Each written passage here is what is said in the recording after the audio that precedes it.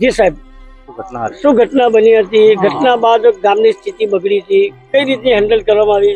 શું કહેશો? બારડોલીના કરતલિયા ગામે સવારે એક બનાવ સામે આવ્યો છે. એમાં નાબાલિક દીકરી છે અને એની કોઈ દુકાનદારે સામાન લેવા જતા છેડતી કરેલી છે એવી ઘટના સામે આવેલી હતી.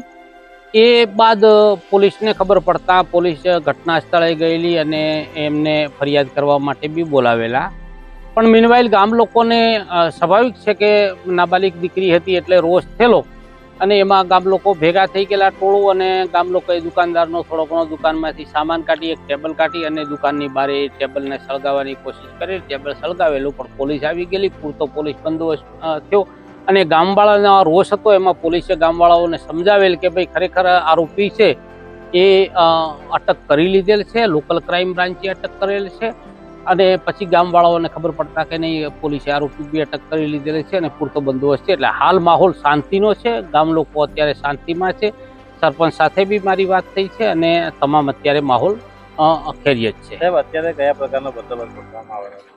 અત્યારે 4 પીઆઈઓ છે, 8 પીએસઆઈ છે અને અમારી પાસે 32 જવાનો છે અને 80 હોમગાર્ડ છે. તમામ ગામમાં બંદોબસ્ત ગોઠવી દીધેલો છે અને આ બાબતે કોઈ રોષ ન થાય તે બાબતે અમે આગેવાનો બી બોલાવેલા છે અને એમની સાથે પણ હું મીટિંગ કરવાનો છું.